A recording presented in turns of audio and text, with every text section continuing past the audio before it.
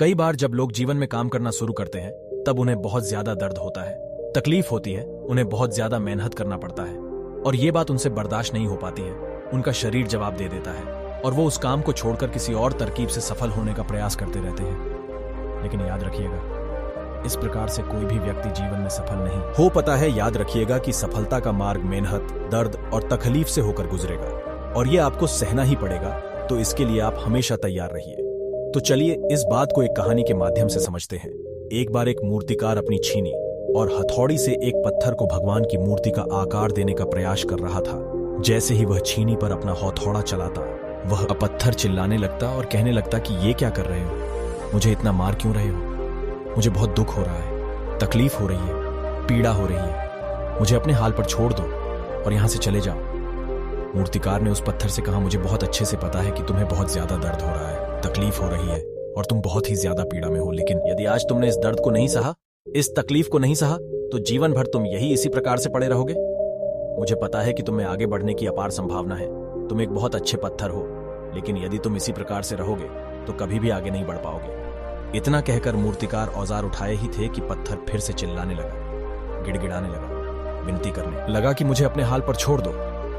मुझे पता है कि जीवन के लिए कौन सी चीज सही है और कौन सी चीज गलत है। मुझे बहुत ज्यादा दर्द हो रहा है, अब मैं इस तकलीफ को बहुत ज्यादा नहीं सह सकता। मैं जिस हाल में जो उस हाल में छोड़कर मुझे तुम यहां से चले जाओ। उस मूर्तिकार फिर से उस पत्थर को समझाने की कोशिश की, ज्यादा अधीर मत बनो और अपने सब्र को बनाए रखो, थोड़ी देर और इस दर्द को सहो। यदि इस दर्द को सह लिया तो मैं भगवान की मूर्ति के रूप में तुम्हारी स्थापना करवाऊंगा और फिर दूर दूर से लोग तुम्हारी पूजा करने आएंगे और पंडित और लोग तुम्हारी सेवा करेंगे। लेकिन पत्थर ने उस मूर्तिकार की एक भी बात नहीं मानी, वह चिल्लाता रहा और अपनी बात पर अड़ा रहे।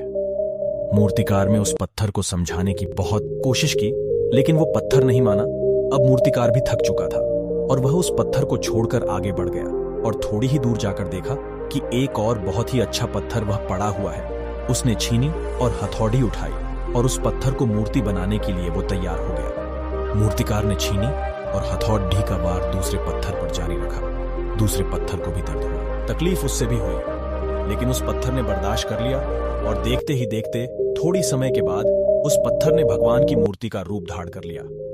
थोड़ी दिन बाद उस मूर्ति की एक मंदिर में स्थापना हो गई। धीरे धीरे करके लोग वह पूजा पाठ करने आने लगे। लोगों की मन्नतें वहां से पूरी होने लगी और वह मंदिर बहुत ही ज्यादा प्रसिद्ध हो गया। अब धीरे धीरे करके दूर दूर के गांव से लोग वहां पूजा पाठ करने आने लगे। फिर एक दिन और उससे पत्थर को उसी मंदिर में लाया गया और उसे एक कोने में रख दिया गया। अब लोग आते और उस पर नारियल फोड़ते। ये कोई और पत्थर नहीं बल्कि पहले वाला ही पत्थर था जिसने दर्द को नहीं सहा था।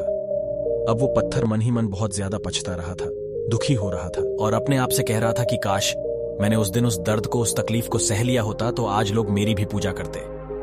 इसीलिए आप भी अपने जीवन में हमेशा याद रखिएगा कि जब भी आप अपने करियर की शुरुआत में किसी काम को कर रहे हो, पढ़ाई कर रहे हो या कोई भी काम कर रहे हो और उसमें आपको दर्द हो रहा है, तकलीफ हो रही है, ज्यादा मेहनत करना पड़ रहा है, तो आप रुकिएगा मत, किसी और रास्ते की शुरुआत मत करिएगा, क्योंकि कोई और रास्ता आपको सफलता नहीं दे सकता है। आपको उस दर्द को, उस तकलीफ को सहना ही होगा और उस दर्द को, उस तकलीफ को सहकर आप ज्यादा मजबूत बनेंगे और तभी आप अपने जीवन में आगे बढ़ पाएंगे। और जीवन में हमेशा याद रखिएगा कि आपको पहले पत्थर की तरह नहीं बल्कि दूसरे पत्थर की तरह बनना है। यदि यह कहानी आपको पसंद आई हो और इससे कोई सीख मिली हो तो अपने दोस्तों और अन्य लोगों के साथ शेयर जरूर करिएगा। ऐसी ही मोटिवेशनल कहानी सुनने के लिए ज्वाइन करें हमारा यूट्यूब चैनल ज्ञान 247 ताकि आप जीवन में सफल हो। अगर आपको कहानी अच्छी लगी तो प्लीज हमारा चैनल लाइक और सब्सक्राइब और शेयर जरूर करें।